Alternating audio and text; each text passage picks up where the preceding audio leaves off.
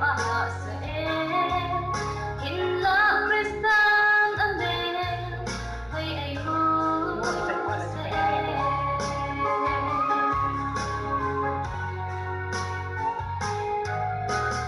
pagkay lay lambal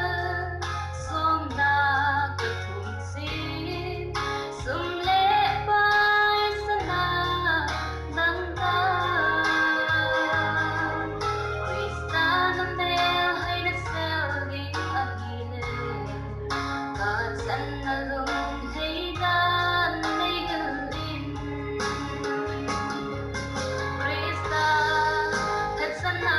katolay hep na may pising hole ding hello na may sa het dim ahak sa hinla kristan ande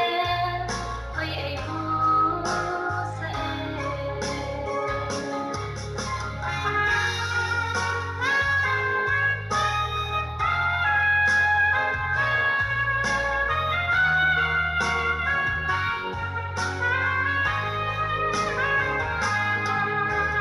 pagkay lay sikin